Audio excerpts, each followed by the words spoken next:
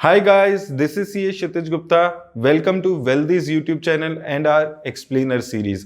आज इस सीरीज में हम लोग बात करने वाले हैं investing in fix deposit, date funds and non convertible debentures.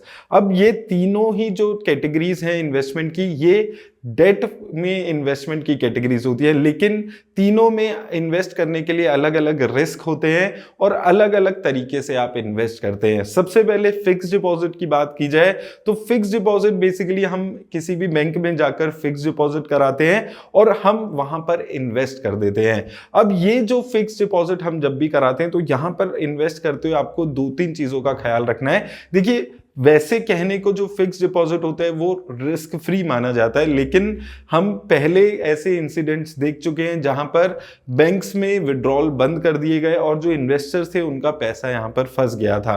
तो इसलिए मैं आपको बोलूंगा कि अगर आप फिक्स डिपॉजिट कराते हैं तो जो बड़े नामी बैंक्स हैं उनमें आप फिक्स डिपॉजिट कराएं और वहां पर फिर भी एक लेवल ऑफ सिक्योरिटी यहां पर रहती है। टैक्सेशन पे दोस्तों बात करें तो एफडी में चाहे आप 1 साल की एफडी कराएं चाहे आप 5 साल की एफडी कराएं, आपका जो भी इंटरेस्ट बनता है वो आपको टैक्स उस पे पूरे पे देना पड़ता है। जो भी आपका इंटरेस्ट बनता है वो आपके स्लैब रेट में ऐड हो जाता है और आपको उसको एज पर स्लैब रेट अपना टैक्स देना होता है। तो अगर आप 30% की स्लैब रेट में आने वाले इन्वेस्टर हैं तो एफडी की जो रिटर्न्स है वो पोस्ट टैक्स आपको थोड़ी कम मिलती है। अगर मान लीजिए अभी 7% की भी इंटरेस्ट रेट चल रही है एफडी की, जो नॉर्मली अच्छे बैंक्स में इस वक्त चल रही है, तो पोस्ट टैक्स आपकी वो जो रिटर्न है वो कम होकर 4.9% के ही आसपास रह जाती है। तो उस चीज का आपको यहां पर ख्याल रखना है। दूसरी तरफ दोस्तों डेट म्यूचुअल फंड्स की अगर हम बात करते हैं तो यहां पर भी बहुत सारी अलग अलग कैटेगरीज होती है म्यूचुअल फंड्स की जिनमें आप इन्वेस्ट कर सकते हैं। आपको इसको ऐसे समझना है कि डेट फंड्स बेसिकली क्या है कि हम लोग एक म्यूचुअल फंड को पैसा दे रहे हैं और वो म्यूचुअल फंड हाउस फर्दर आगे कंपनीज को लोन दे रहे हैं। वो लोन अलग अलग फॉर्म्स में होता है, डेट्स के फॉर्म में, डिबेंचर्स के फॉर्म में होता है, बॉन्ड्स के फॉर्म में हो सकता है और अलग किसी और इंस्ट्रूमेंट के फॉर्म में हो सकता है।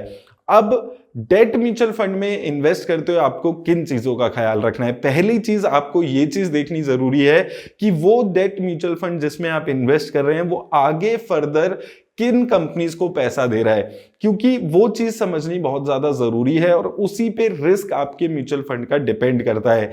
सिर्फ रिटर्न्स देख के आप डेट म्यूचुअल फंड में इन्वेस्ट नहीं कर सकते, आपको साथ में रिस्क भी देखना है। अब कंपनी जितनी अच्छी होगी उतना वहां पर इंटरेस्ट रेट कम होगा, लेकिन सेफ्टी आपके पैसे की उतनी ज्यादा होगी। और ये चीज आप कैसे चेक कर सकते हैं? आप रेटिंग देख सकते हैं। हर क्रेडिट एजेंसी यहां पर रेटिंग्स हर कंपनी की जो इंस्ट्रूमेंट्स होती है उसको देते हैं, जैसे कि AAA rating, AA rating, A+ rating, ऐसे अलग अलग रेटिंग होती है। तो सबसे अच्छी रेटिंग AAA रेटिंग मानी जाती है, उसके बाद AA, A+, A-, ऐसे करके ये रेटिंग्स चलती है। तो आपको ये चीज इंश्योर करनी है जिन भी म्यूचुअल फंड्स में आप डेट में पैसा लगा रहे हैं, या तो वो गवर्नमेंट सिक्योरिटीज में पैसा लगा रहे हो, गवर्नमेंट कंपनीज में पैसा लगा रहे हो, RBI को पैसा दे रहे हो, या फिर AAA रेटेड कंपनीज को मैक्सिमम पैसा दे रहे हो। इससे आपका जो सेफ्टी है वो भी इंश्योर होती है। टैक्सेशन पे इसकी बात करते हैं तो अगर आपने डेट फंड्स में पैसा लगाया और आपने 3 साल के अंदर वो पैसा निकाल लिया तो जो भी आपका गेन होगा उसमें, उसको शॉर्ट टर्म कैपिटल गेन्स माना जाएगा और ये भी आपकी नॉर्मल इनकम में ऐड हो जाएगा और आपको अपने स्लैब रेट पे इनकम टैक्स देना होगा। तो 3 सालों के पीरियड में एफडी और डेट फंड्स की जो पीरियड है, जो टैक्स है, उसमें कोई फर्क नहीं है। लेकिन अगर आप 3 साल से ज्यादा डेट फंड्स को होल्ड करते हैं तो आपका जो टैक्सेशन है वो कम होकर 20% के आसपास रह जाएगा, और वो भी विद इंडेक्सेशन। इंडेक्सेशन का मतलब बेसिकली मैं आपको शॉर्ट में बता देता हूं। यहां पर इंडेक्सेशन का मतलब हो जाता है कि गवर्नमेंट आपको कहती है कि जो भी ये 3-4 साल के, 5 साल के पीरियड में इन्फ्लेशन हुई है, हम उस इन्फ्लेशन पे आपका टैक्स नहीं लेंगे। तो इसलिए हमारा जो इफेक्टिव रेट है वो टैक्स का 20% से भी कम हो जाता है। तो अगर आप 3 से ज्यादा सालों के लिए इन्वेस्ट करने के बारे में सोच रहे हैं और आप 30% की स्लैब रेट में आते हैं तो आप डेट म्यूचुअल फंड्स में भी इन्वेस्ट करने के बारे में सोच सकते हैं। तीसरी कैटेगरी आ जाती है नॉन कन्वर्टिबल डिवेंचर्स। इसका मतलब होता है, जैसे कि इसके नाम से ही हमें समझ आता है, ये वो डिबेंचर्स होते हैं जो शेयर्स में या इक्विटीज में कन्वर्ट नहीं हो सकते हैं। अब यहां पर इन्वेस्ट करते में कैसा तरीका है इन्वेस्ट का, तो देखिए यहां पर जो एक छोटा रिटेल इन्वेस्टर है उसके पास बहुत ज्यादा तरीके नहीं है इन्वेस्टमेंट करने के। हालांकि आजकल अलग अलग वेबसाइट्स आ गई हैं जिनके थ्रू जाकर आप किसी कंपनी के एनसीडी में इन्वेस्ट कर सकते हैं। जनरली जो एनसीडी का टिकट साइज होता है वो ज्यादा रहता है, 1 लाख, 5 लाख, 10 लाख रुपए तक का भी एनसीडी का टिकट साइज आजकल रहता है। लेकिन कुछ वेबसाइट्स हैं जो मिनिमम 10,000, 12,000, 15,000 के लेवल्स पे भी आपको इन्वेस्टमेंट करवाती है एनसीडी में। लेकिन आपको यहां पर समझकर चलना है कि अगर आप डायरेक्टली एनसीडी में जाकर इन्वेस्ट करते हैं तो थोड़ा सा रिस्क ज्यादा है, उस चीज को आपको ख्याल में रखना है, क्योंकि कितना यहां पर वो कंपनी की क्रेडिट रेटिंग क्या है वो सब चीजों को चेक करके आपको इन्वेस्ट करना यहां पर जरूरी है। अब टैक्स पे अगर हम बात करें तो जो भी इंटरेस्ट आपको नॉन कन्वर्टेबल डिबेंचर्स पे मिलता है वो आपका नॉर्मल स्लैब रेट में ऐड हो जाता है और उस पे आपको टैक्स देना होता है। वहीं अगर आप एनसीडी को बेचने के बारे में सोचते हैं और आप इसको सेल करके प्रॉफिट कमा लेते हैं, मतलब मान लीजिए आपने 1 लाख रुपए के एनसीडी थे, उस पे आपका 10,000 इंटरेस्ट आया, तो इंटरेस्ट रेट आपका स्लैब इनकम में ऐड हो जाएगा और उसके हिसाब से आपको टैक्स देना होगा। वहीं आपने ये जो 1 लाख रुपए के एनसीडी थे उसको 1,10,000 रुपए में आगे बेच दिया, तो ये जो 10,000 रुपीज है इस पे आपको फर्दर टैक्स देना होगा। और ये टैक्स यहां पर जो अगर आपका शॉर्ट टर्म कैपिटल गेन्स होता है तो आपको 20-30% पे टैक्स देना होगा। वहीं अगर लॉन्ग टर्म कैपिटल गेन्स आपका होता है तो आपको 10% का टैक्स यहां पर देना होगा।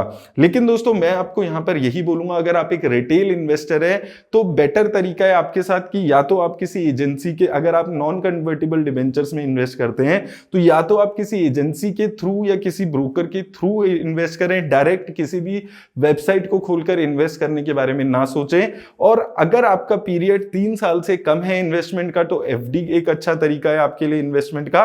3 साल से ज्यादा होल्ड करने के बारे में अगर आप सोच सकते हैं तो डेट फंड एक अच्छा तरीका है, क्योंकि यहां पर आपको टैक्स भी सेव हो जाएगा। टैक्स आपको 20% यहां पर देना होगा। उम्मीद करता हूं दोस्तों इस वीडियो से आपको हेल्प मिलेगी और कमेंट सेक्शन में मुझे जरूर बताइए ये जो हमने एक्सप्लेनर सीरीज वेल्दी के चैनल पे शुरू की है उससे आपको कितनी हेल्प मिल रही है और क्या हम इसमें और एक्सप्लेनर सीरीज में टॉपिक आप के लिए कवर करें। तो दोस्तों वीडियो खत्म करने से पहले let me tell you an interesting part. अगर इसको सुनोगे तो definitely it will help you. A lot of you might be earning money, लेकिन अभी तक आपने अपने फाइनेंसेस की प्रॉपर प्लानिंग शुरू नहीं की है। If you plan your finance properly then it will not only help in your present but also it will help securing your future।